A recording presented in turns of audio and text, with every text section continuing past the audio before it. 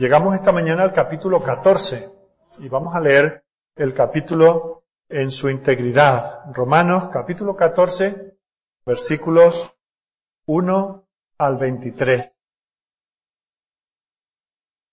La palabra del Señor nos habla así: recibid al que es débil en la fe, pero no para entrar en discusiones. A algunos su fe les permite comer de todo, pero hay quienes son débiles en la fe y solo comen verduras. El que come de todo no debe menospreciar al que no come ciertas cosas, y el que no come de todo no debe condenar al que lo hace, pues Dios lo ha aceptado. ¿Quién eres tú para juzgar al siervo de otro? Que se mantenga en pie o que caiga es asunto de su propio Señor. Y se mantendrá en pie porque el Señor tiene poder para sostenerlo. Hay quien considera que un día tiene más importancia que otro, pero hay quien considera iguales todos los días. Cada uno debe estar firme en sus propias opiniones. El que le da importancia especial a cierto día lo hace para el Señor. El que come de todo, come para el Señor y lo demuestra dándole gracias a Dios. Y el que no come, para el Señor se abstiene y también da gracias a Dios. Porque ninguno de nosotros vive para sí mismo, ni tampoco muere para sí. Si vivimos, para el Señor vivimos, y si morimos, para el Señor morimos. Así pues, sea que vivamos o que muramos, del Señor somos. Para esto mismo murió Cristo, y volvió a vivir para ser Señor tanto de los que han muerto como de los que aún viven. Tú entonces, ¿por qué juzgas a tu hermano? ¿O tú, por qué lo menosprecias? Todos tendremos que comparecer ante el tribunal de Dios. Está escrito: tan cierto como que yo vivo, dice el Señor, ante mí se doblará toda rodilla y toda lengua confesará a Dios. Así que cada uno de nosotros tendrá que dar cuentas de sí a Dios. Por tanto, dejemos de juzgarnos unos a otros. Más bien, proponeos no poner tropiezos ni obstáculos al hermano. Yo, de mi parte, estoy plenamente convencido en el Señor Jesús de que no hay nada impuro en sí mismo. Si algo es impuro, lo es solamente para quien así lo considera. Ahora bien, si tu hermano se angustia por causa de lo que comes, ya no te comportas con amor. No destruyas por causa de la comida al hermano por quien Cristo murió. En una palabra, no deis lugar a que se hable mal del bien que vosotros practicáis. Porque el reino de Dios no es cuestión de comidas o bebidas, sino de justicia, paz y alegría en el Espíritu Santo. El que de esta manera sirve a Cristo agrada a Dios y es aprobado por sus semejantes. Por lo tanto, esforcémonos por promover todo lo que conduzca a la paz y a la mutua edificación. No destruyas la obra de Dios por causa de la comida. Todo alimento es puro. Lo malo es hacer tropezar a otros por lo que uno come. Más vale no comer carne, ni beber vino, ni hacer nada que haga caer a tu hermano. Así que la convicción que tengas tú al respecto, manténla como algo entre Dios y tú. Dichoso aquel a quien su conciencia no lo acusa por lo que hace. Pero el que tiene dudas en cuanto a lo que come se condena, porque no lo hace por convicción. Todo lo que no se hace por convicción es pecado. Estuvimos viendo la semana pasada, en el capítulo anterior, cómo el apóstol habla a los cristianos de cómo conducirse en la sociedad. Y al hacerlo, vimos cómo citó algunos mandamientos concretos, algunos mandamientos específicos, cosas que son en sí mismas y por sí mismas malas. El pecado es pecado. Es pecado siempre, es pecado en toda situación, es pecado en cualquier persona. Y para el cristiano este tipo de asuntos pues no presentan ninguna duda en cuanto a si debo o no debo hacerlo. El pecado siempre es un no, siempre es algo prohibido. Cualquier cosa que Dios prohíbe, ya sea directamente o por medio de un principio, el cristiano, sin duda alguna, no la puede hacer, no se puede involucrar en eso.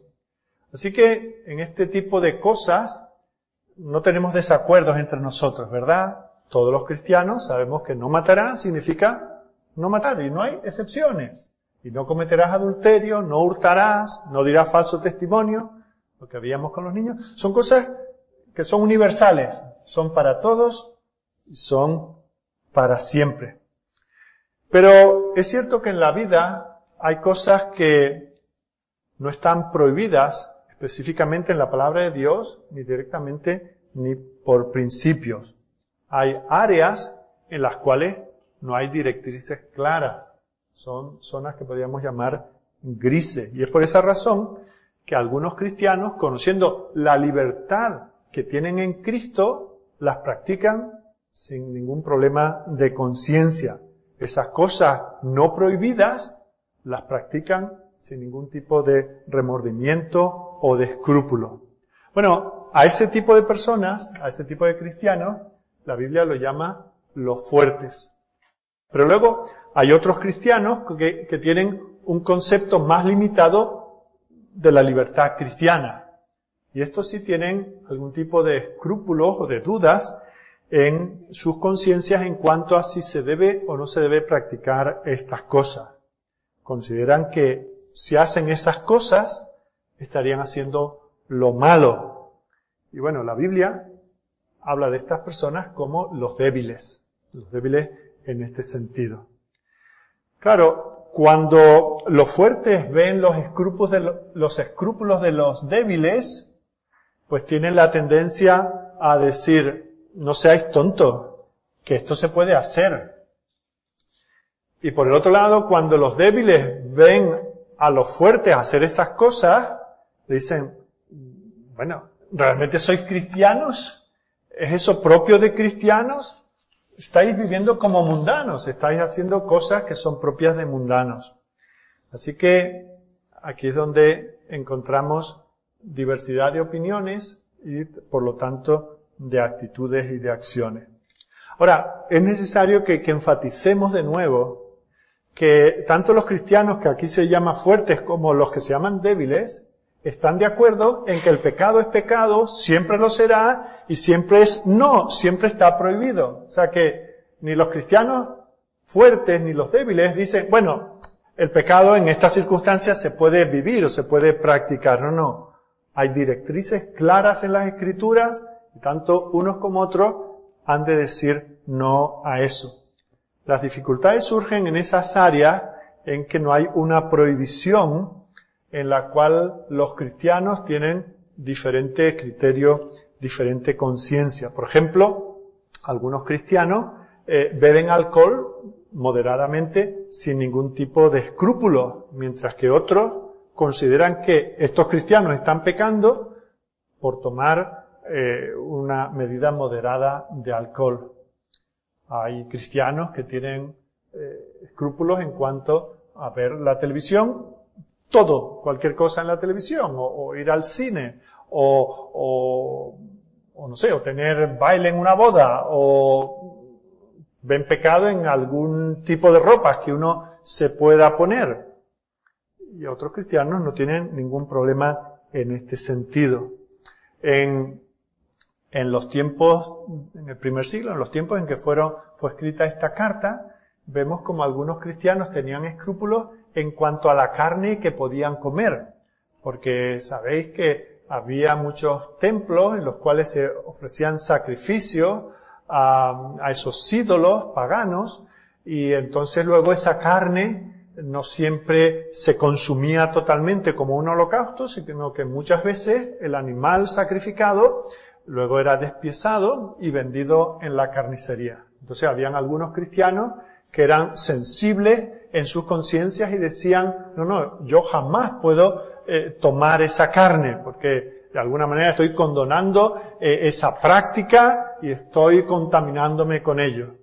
Por otro lado estaban los cristianos que decían, los ídolos no son nada, la carne es absolutamente sana, incluso a veces es de mejor calidad que la que podemos comprar en otros lugares, así que participaban sin ningún problema.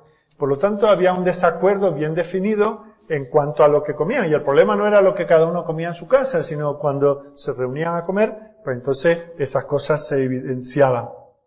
Luego tenían también problemas en cuanto a las fiestas religiosas. El primer día de la semana, el día del Señor, la iglesia se reunía, tenían sus cultos como nosotros, en el domingo. Y ahí no había ninguna duda. Todos los cristianos no hacían otra cosa el domingo que ir a la casa del Señor. Pero algunos de estos cristianos, de origen judío, pues habían practicado que el sábado era el sabbat. Y entonces ellos consideraban que era un día especial. Por lo tanto, ellos se reservaban en ese día, lo consideraban especial. Lo mismo ocurría con la Pascua y con algunas otras celebraciones. Así que había una diferencia. Estos se ofendían de que otros cristianos el sábado lo vivían como cualquier día de lunes a viernes, no hacían nada especial. O llegaba la celebración de la Pascua y mientras los judíos estaban haciendo su celebración, estos cristianos pues no hacían de ese día nada especial. Así que ahí tenían en estas zonas de sombra, que no había una autorización expresa ni una prohibición clara, pues cada uno tenía una conciencia distinta y eso traía conflictos dentro de la iglesia. Y es por eso que el apóstol, al llegar al capítulo 14, aborda este asunto de las diferencias de conciencia y nos revela cómo espera Dios que se comporten los cristianos respecto a otros creyentes con los cuales están en desacuerdo en estos asuntos de conciencia. Y comienza el capítulo hablando un poco sobre los principios de la libertad cristiana. Y vemos que, por así decir, prácticamente todo el capítulo está dirigido especialmente a estos cristianos fuertes. O sea, la mayor parte de la enseñanza va dirigido a ellos, aunque también tiene palabras muy claras para aquellos que son cristianos débiles. Cuando mi hermano y yo diferimos en uno de estos asuntos de conciencia, ¿cómo debo tratar a mi hermano? Fijaos que el apóstol no nos da una lista de cosas. Dice, bueno, como hay estas cosas en sombra, yo voy a decir la palabra final. Una lista de cosas que se pueden hacer y otra lista de cosas que no se pueden hacer. Porque siempre habrá cosas en sombra. Siempre habrá cosas que no están específicamente, por más que uno las especifique. ¿Verdad? Así que lo que él hace es dar principios, no de cómo discernir lo que está bien y lo que está mal, sino cómo tratar al hermano que difiere de mi criterio, de mi conciencia. ¿Cómo lo hace? Bueno, pues lo hace en primer lugar dándonos 4 reglas para tratar al hermano en este sentido. Luego da 3 razones por las cuales se deben aplicar esas reglas, esas normas. Luego, en tercer lugar, va a dar una palabra a los cristianos fuertes, una exhortación, y luego va a dar también una exhortación a los cristianos débiles. Así que esos van a ser nuestros 4 puntos esta mañana. En primer lugar, vamos a ver esas 4 normas para ver cómo tratar con el hermano con quien tenemos diferencias de conciencia. Luego va a dar 3 razones por las cuales esto debe ser así. Luego se va a dirigir a unas palabras específicas para los cristianos fuertes en este sentido y otras para los débiles. Así que comenzamos con las 4 reglas. En primer lugar, en el versículo 1, la primera es la primera palabra que encontramos. Hay que recibir a tal hermano. Tu hermano en Cristo puede ser débil. Sin embargo, sigue siendo tu hermano. Recibid al débil en la fe. Sois uno en la fe. Pertenecéis al mismo cuerpo. Estáis de acuerdo en lo fundamental de la vida cristiana. Por lo tanto, recíbelo en igualdad de términos. No como un inferior. No como un inmaduro. Y no caigas en la tentación de criticarlo, ni de renegar de él, ni de repudiarlo. Ofrécele tu comunión sin ninguna reserva. recíbelo por lo que es. Y luego el apóstol da una aclaración, dice, pero recíbelo sin ninguna agenda oculta. No lo recibas para decir, bueno, te invito a casa y luego te voy a dar el sermón, y luego te voy a convencer para que te des cuenta de que eres un inmaduro y que tienes ya que espabilar. No. Dice, recibid al débil en la fe, pero no para contender sobre opiniones, no para ventilar vuestras diferencias, no para anotarte un tanto porque tienes una argumentación más fuerte que la suya. Que tu bienvenida, ese recibirle, no sea una excusa para tratar de cambiarle. Recíbele tal como es. La segunda regla la encontramos en los versículos 2 y 3. Y es, no lo menosprecies. Porque uno cree, dice el versículo 2, que se ha de comer de todo, otro que es débil come legumbres. El que come no menosprecia al que no come, y el que no come no juzgue al que come, porque Dios le ha recibido. Fijaos que este creyente fuerte es propenso a lo que se dice aquí, al menosprecio. Yo estoy por encima. Yo ya estoy de vuelta. Yo también ya pasé esa etapa. Yo he ido perdiendo los escrúpulos. Yo me he dado cuenta. Y por lo tanto, a este que todavía está en esa otra fase de su crecimiento espiritual, mi tendencia es a menospreciarlo, a mirarlo por encima del hombre, a considerar que tiene unos escrúpulos innecesarios, que es un tiquismiquis espiritual. Y por lo tanto, lo considera como algo menor. Por eso dice que no lo menosprecie, que no lo aprecie como algo menos de lo que es. Es un cristiano, un pecador salvo por la gracia igual que tú. Por lo tanto, no le valores menos que a ti. No te puedes permitir, no te puedes consentir tener ningún pensamiento de este tipo respecto a tu hermano. Uno de vosotros considera que puede comer lo que le apetezca. Bueno, pues que lo haga. Pero si el otro con su conciencia débil se abstiene y decide hacerse vegetariano, déjalo. No es asunto tuyo, como enseguida va a pasar a decir. No podemos mirar por encima del hombro, ni considerar que está por debajo, ni que es inferior al hermano que en estos asuntos, ya digo, no se trata en los asuntos en que Dios ha dicho claramente, no, esto es pecado, está prohibido, sino en estos asuntos donde no hay una enseñanza clara y rotunda, no menosprecie al hermano. En tercer lugar, la tercera norma la encontramos en los versículos 3 y 4, y es, no lo juzgues. De nuevo leemos el versículo 3. El que come no menosprecia al que no come, y el que no come no juzgue al que come, porque Dios le ha recibido. ¿Tú quién eres que juzgas al criado ajeno? Para su propio Señor está en pie o cae, pero estará firme, porque poderoso es el Señor para hacerle estar firme. Fijaos que en este caso la tentación es más bien propia del débil. Si la tentación del fuerte es menospreciar al débil, la tentación del débil es juzgar al otro. Es decir, vaya mundano, qué poco cristiano, qué poco ha progresado en santidad. Y emite un veredicto sobre aquellos que hacen cosas que ofenden a su propia conciencia. Y lo llama mundano, lo llama carnal. Tiene la tendencia a condenarlo. Incluso, fijaos, llega a cuestionarse si esta persona perseverará hasta el final. Llega a cuestionarse si realmente es un cristiano que demostrará serlo hasta el final.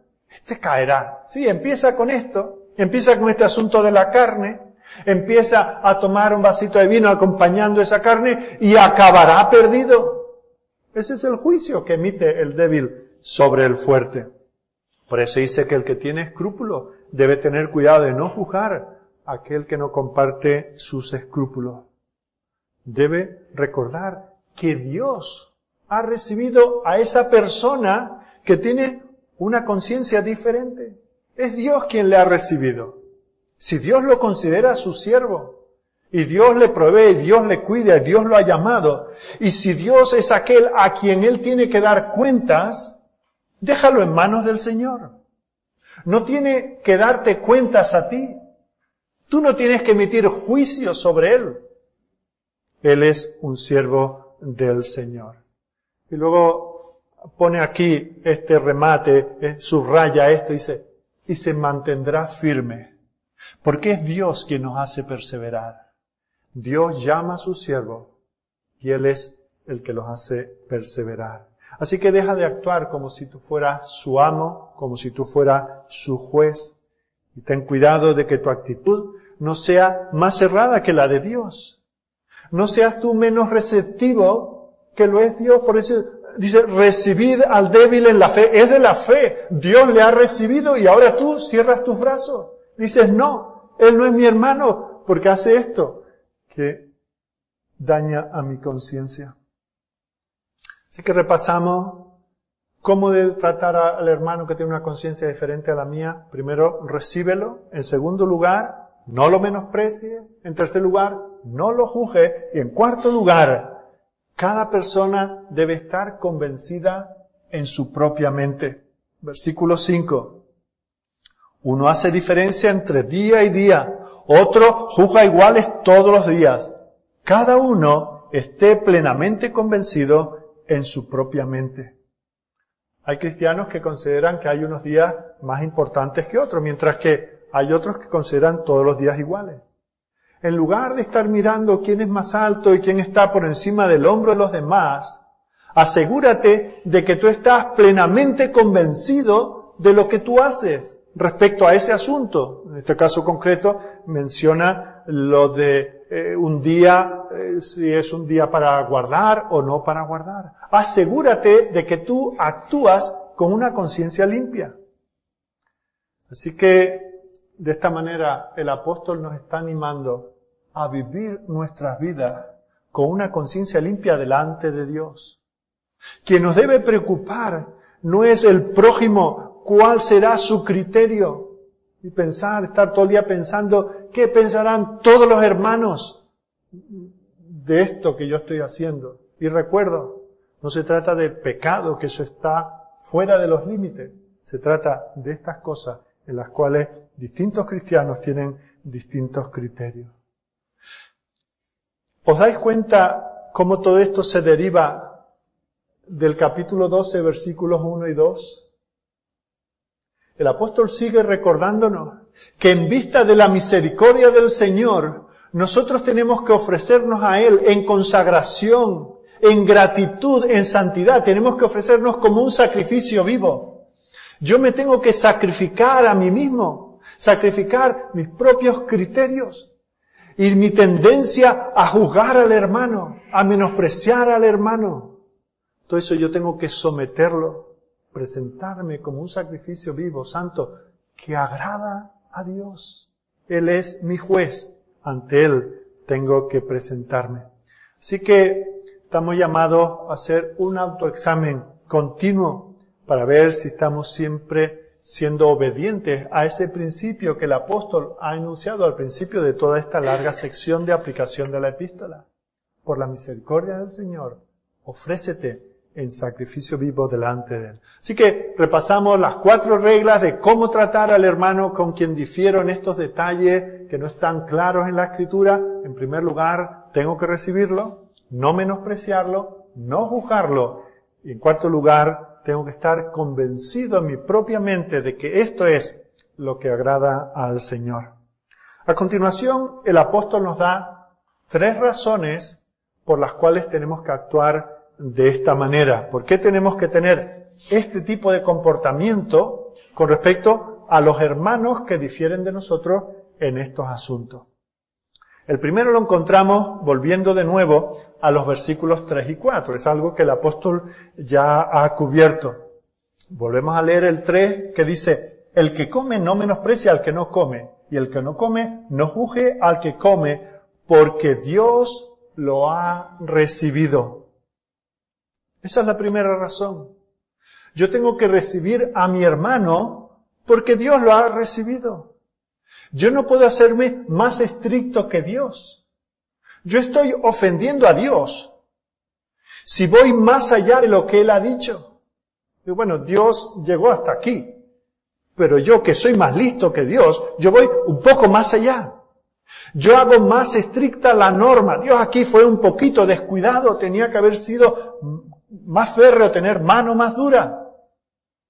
No, yo no puedo ser más estricto que Dios. Si Dios ha recibido a la persona con la que yo no estoy de acuerdo, ¿quién soy yo para actuar de manera diferente a la que ha usado el Señor? Así que los fuertes no deben pensar que glorifican a Dios al renegar de aquello que piensan de manera diferente. Renegando de aquellos de los cuales Dios no ha renegado. Y los débiles no deben pensar que glorifican a Dios al magnificar el rigor de Dios con un celo que el propio Dios no ha manifestado en estos asuntos.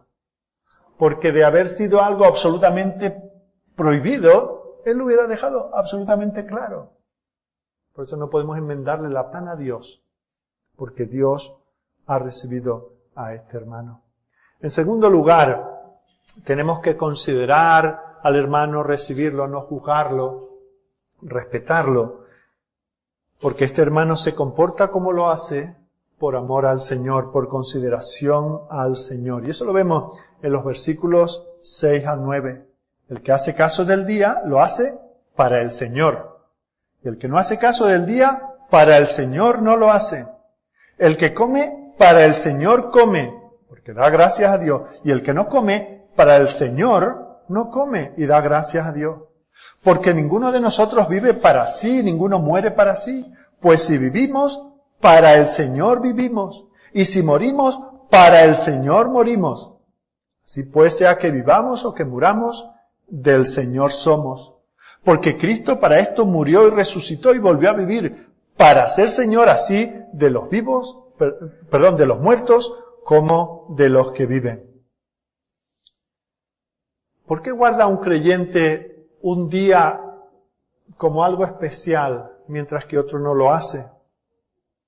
¿Por qué uno come de todo y da gracias al Señor, mientras que otro se limita en su dieta y da gracias al Señor? La respuesta es la misma en ambos casos. Lo hacen para agradar al Señor. Nosotros no podemos criticar cruelmente el comportamiento de alguien que hace todas las cosas en su vida con el propósito de agradar al Señor. Eso es lo que le motiva a agradar al Señor. Y por eso no come. Y ahora llego yo y lo critico y lo menosprecio. O el otro que hace lo contrario a lo que yo pienso. Y de nuevo lo hace para agradar al Señor. Y ahora llego yo y pienso que es un mundano y que es un carnal. No podemos menospreciarlo. Está viviendo para agradar al Señor. No podemos ser desconsiderados con aquellos que viven su vida en el temor del Señor. Este no es un cristiano chapucero que le da igual 8 que 80 y que lo hace todo grosso modo. No. Es alguien que ha considerado que por la misericordia del Señor, Él tiene la libertad suficiente para hacer esto. Yo tengo que respetarlo. Y lo mismo el que hace todo lo contrario, después de un escrutinio de la palabra del Señor, después de haber orado, de haber pensado mucho en este asunto, él decide que prefiere no hacer esto. Y ahora llego yo y hago un juicio a la ligera y lo acuso de algo que no hay en su corazón. Porque este hermano lo que busca en su corazón es agradar al Señor. Ninguno de nosotros vive o muere para sí. Es lo que dicen los versículos 7 al 9. Y al decir vivir es hacer todo lo que hacemos en la vida. La vida es una continuación de cosas que hacemos o dejamos de hacer. Y eso dice que el cristiano lo hace no para agradar a sí mismo, sino para agradar a aquel que murió por él. Todo lo que hacemos es para él. Esa es la razón por la que Cristo murió y resucitó, para asegurarse su señorío en nuestro corazón. Y ahora, este siervo del Señor, después de meditar en la voluntad del Señor, anda por este camino.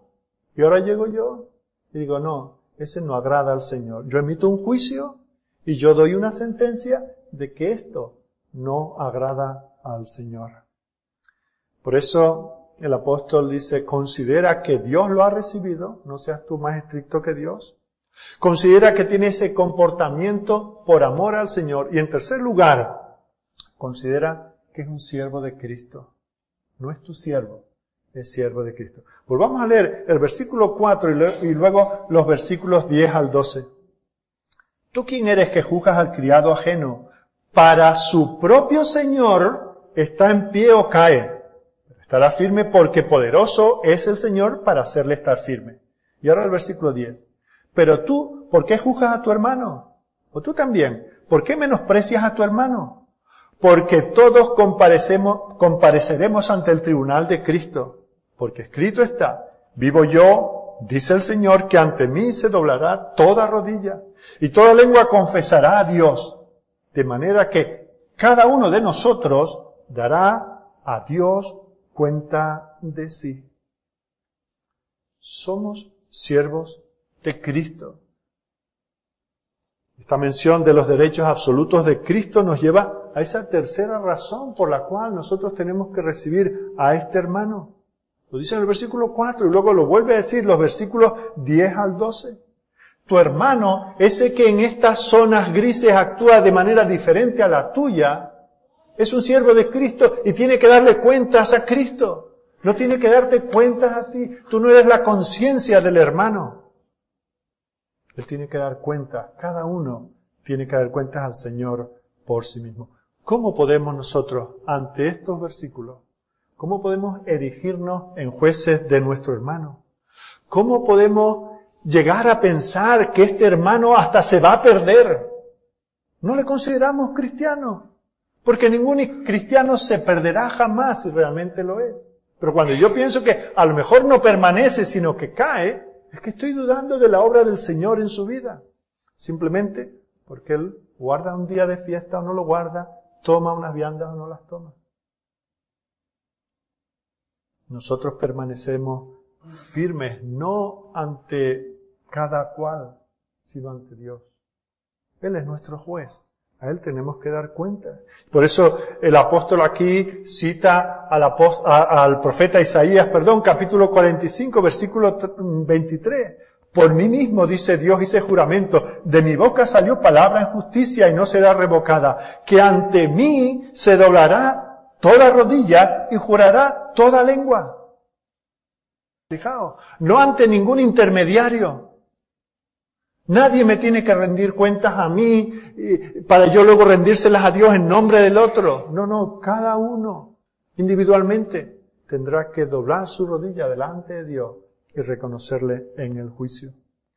Así que en estas áreas de la conciencia ningún creyente tiene que rendir cuentas a otro.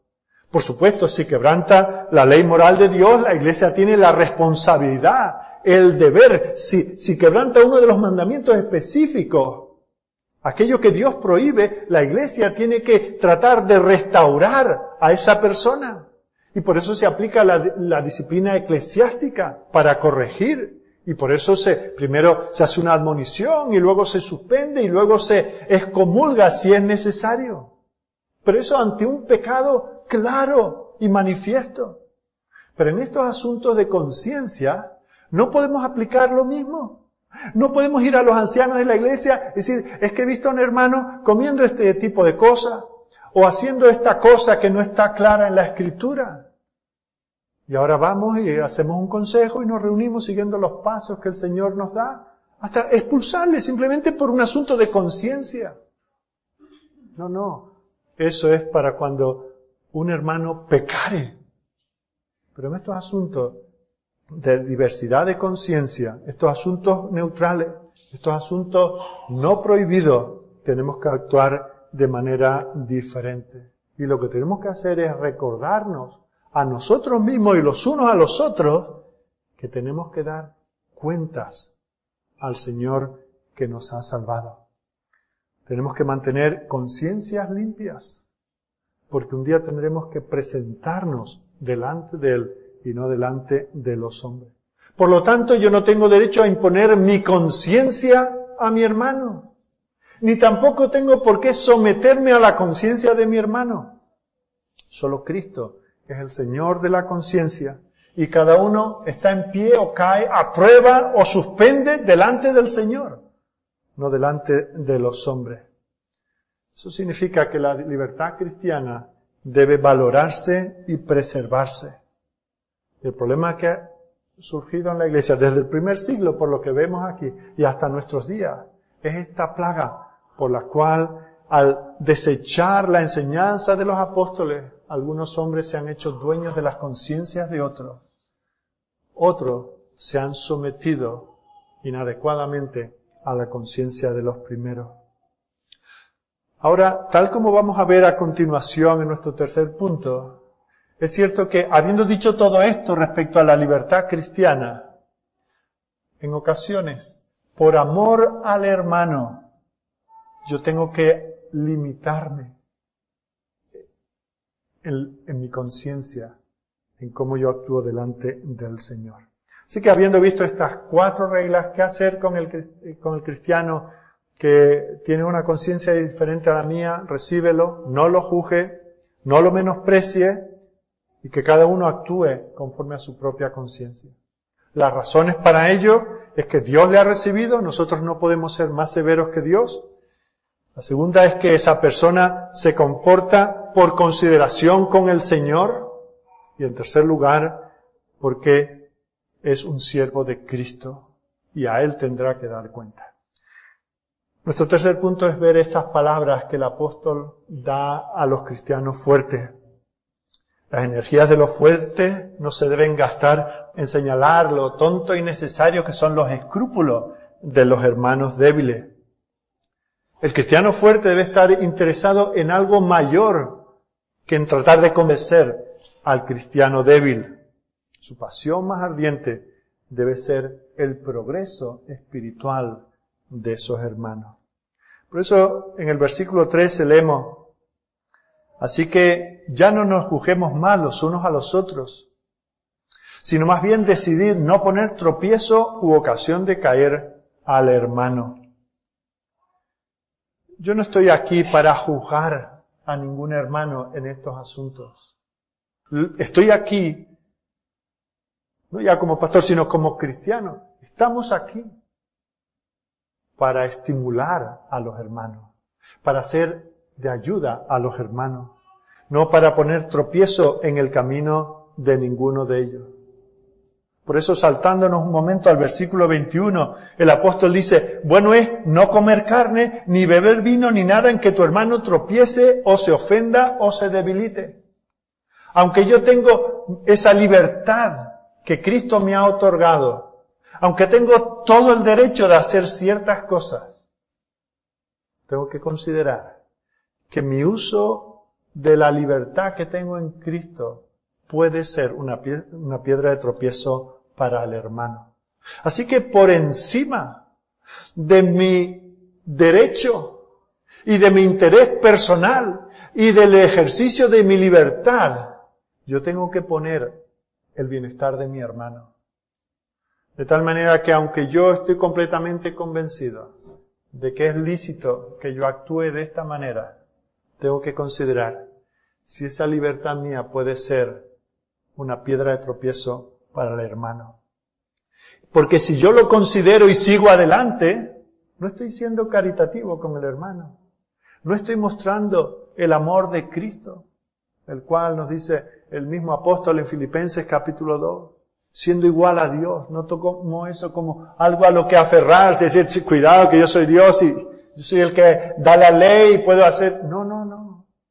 Él se sometió, se hizo un siervo. Ese es el espíritu que tiene que estar en nosotros en estos asuntos. En el versículo 15 dice: pero si por causa de la comida que tú tomas en tu libertad, tu hermano es contristado, ya no andas conforme al amor. No hagas que por la comida tuya, la cual es legítima, se pierda aquel por quien Cristo murió. No arruines con una cosa tan simple como es la comida, no arruines la vida espiritual de otro hermano por quien Cristo murió. Que es débil porque tiene una conciencia hipersensible, cierto. Que se está privando de cosas que el Señor le ha permitido hacer, cierto. Pero considera a tu hermano. Actúa de esa manera. Versículo 20, no destruyas la obra de Dios por causa de la comida. No destruyas la obra de Dios en la vida de este hermano que es débil en su fe y en su conciencia. Todas las cosas, la verdad, son limpias, pero es malo que el hombre haga tropezar a otros con lo que come. Nosotros podemos, en el buen uso de nuestra libertad, ser una piedra de tropiezo al hermano que tiene otros criterios. La cosa no es mala en sí mismo. Aquella carne, aunque había sido sacrificada a los ídolos, no estaba contaminada. No le iba a hacer daño físicamente a nadie. Tampoco tenía ningún poder para hacer ningún daño espiritual. Pero el hecho de que yo la coma, sabiendo que mi hermano tiene una conciencia distinta, puede hacerle tropezar. Y ahí es donde yo debo preguntarme dónde están mis prioridades.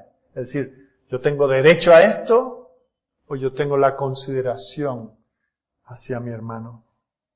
Versículo 22. ¿Tienes tu fe y por eso guardas los días que quieras? ¿Comes la comida que sea? ¿Tienes tu fe? Tenla para contigo delante de Dios.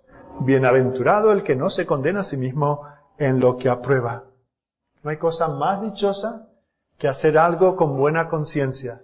Disfrutar de lo que el Señor nos da en la comida, en la bebida, en el ocio, en tantas buenas cosas que el Señor nos ha dado. No hay nada mejor que disfrutarlas en buena conciencia. Hazlo con plena convicción de que lo que estás haciendo es bueno delante del Señor. Dichosa, feliz la persona que hace las cosas en esa buena conciencia delante del Señor. El apóstol Pablo quiere sin duda que nosotros disfrutemos de nuestra libertad.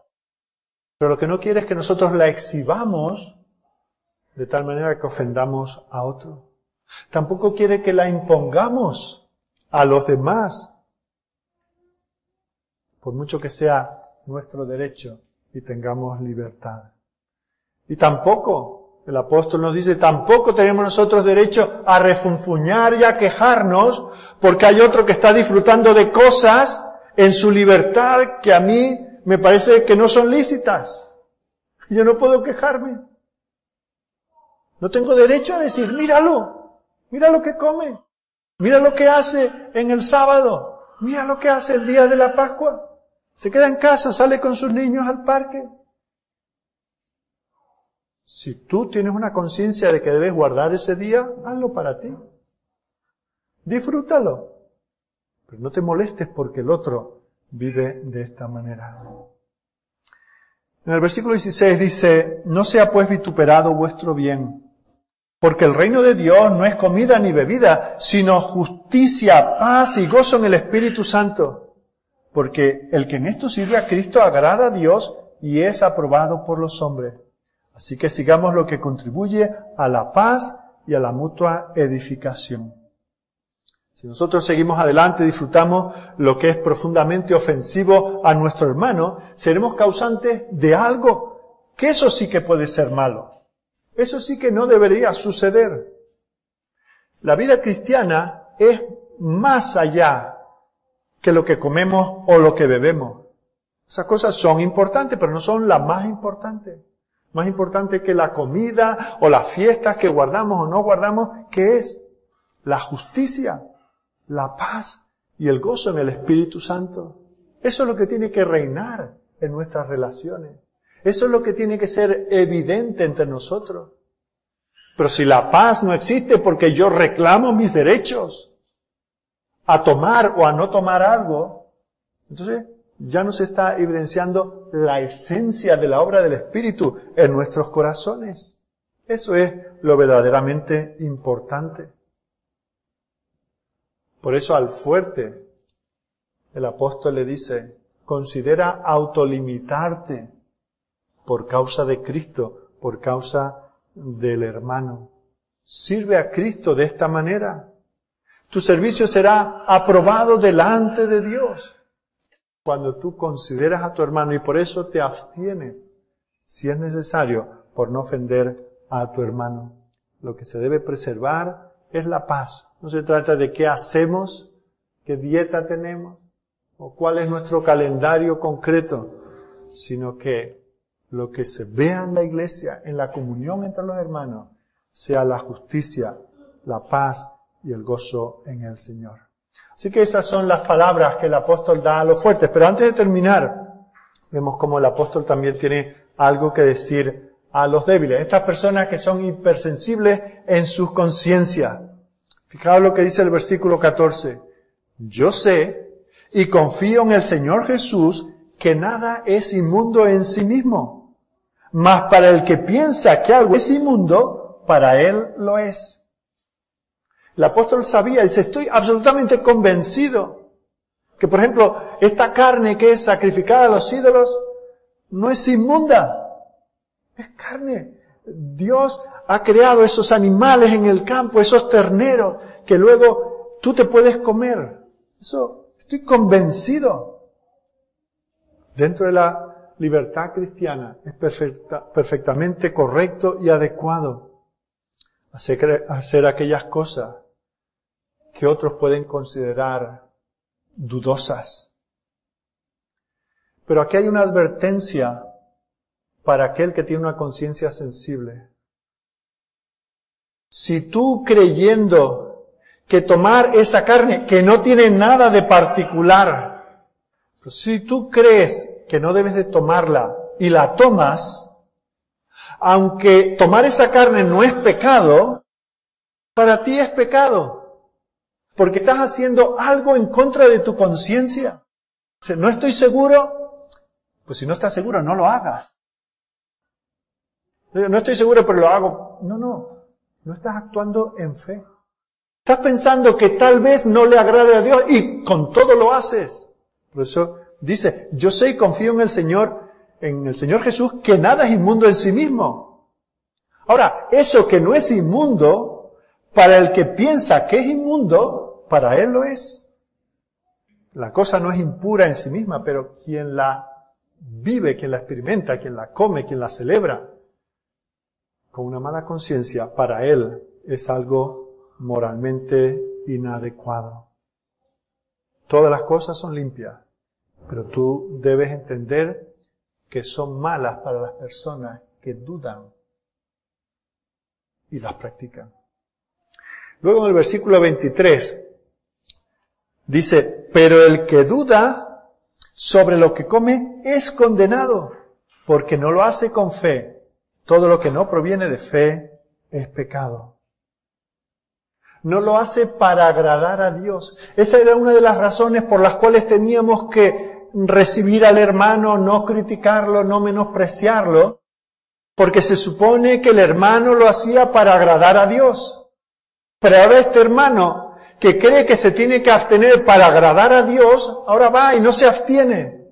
Y aunque la cosa en sí no es mala, la convierte en mala cuando no la está haciendo para agradar al Señor. Para él, por tanto, es pecado. Y fijaos que esto nos da una lección, no tenemos tiempo de abundar en ello, pero nos da una lección respecto al pecado. El pecado no es solamente un asunto de acciones, de actos que nosotros cometemos o que nos abstenemos de hacer. No, el pecado está también en la actitud del corazón. Aquí está bien claro. Cosas que no son intrínsecamente malas llegan a ser las malas para ti cuando tú las haces con un corazón, con una motivación errónea. Una acción permitida por la ley de Dios es, sin embargo, condenada por Dios. Si el motivo para hacerla no es la gloria de Dios, no se ha hecho en fe, sino algún interés personal. Incluso el estar sometido a la conciencia de otro. No lo hagas simplemente por agradar a otro. Así que un creyente no debe embarcarse en ningún modo de actuar si le genera alguna incertidumbre, alguna duda, algún titubeo, alguna reserva. En ese caso, el Señor nos manda a abstenernos.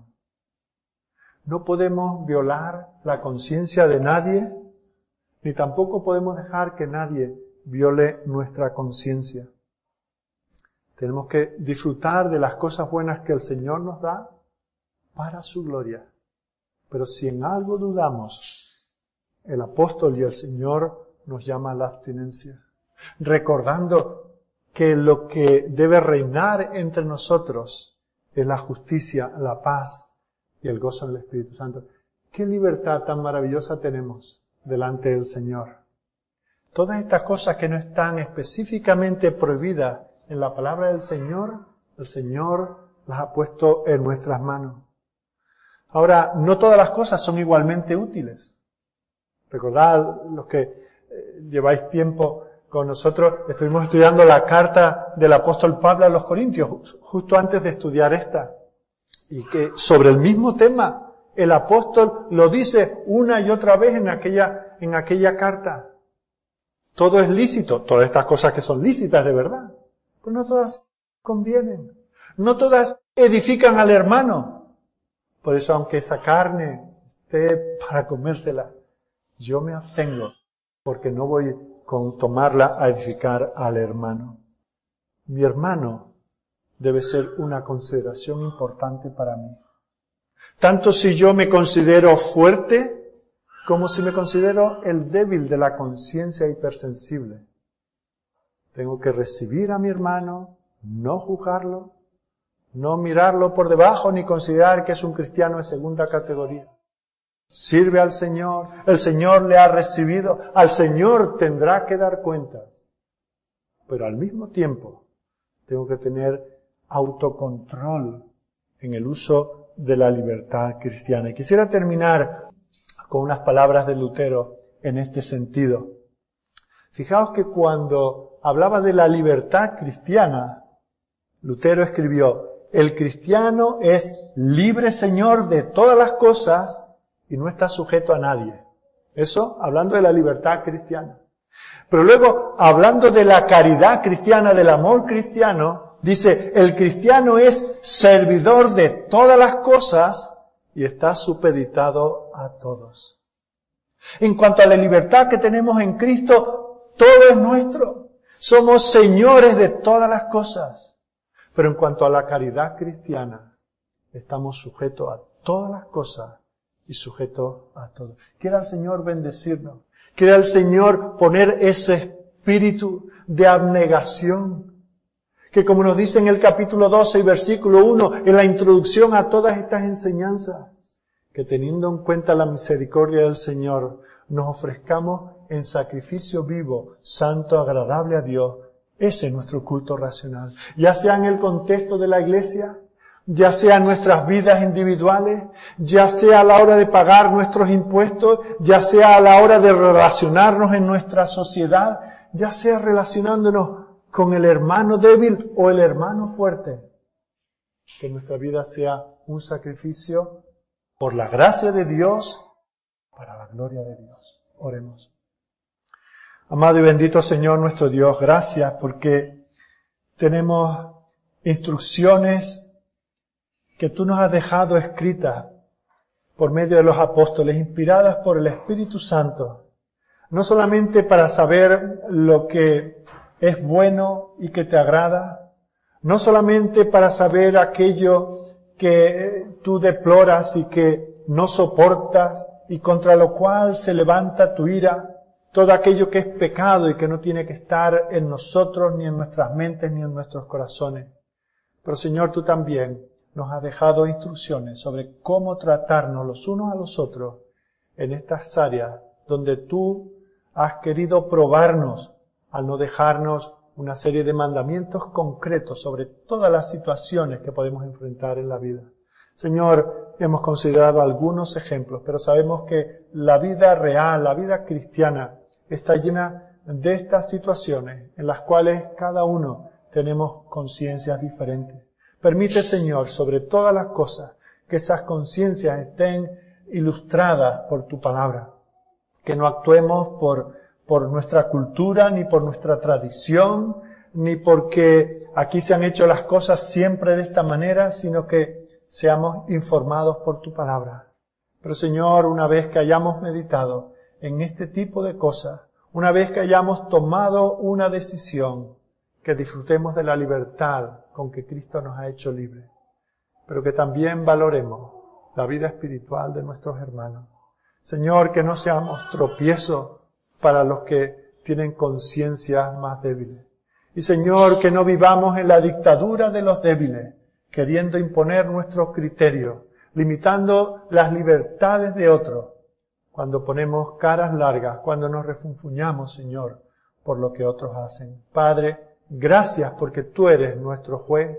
Gracias porque tú, que conoces todas las cosas, que eres un juez inflexible, eres quien nos va a juzgar. Gracias, Señor, porque ya nos has juzgado en Jesucristo. Pero, Señor, Él tomó sobre sí nuestra condenación, de tal manera que nosotros podemos salir absueltos.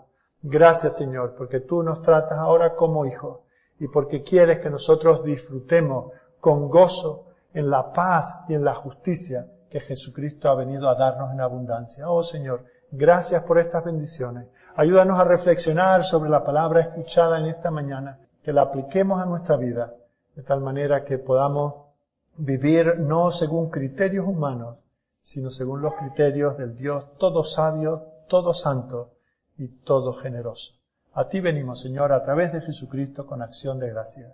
Amén.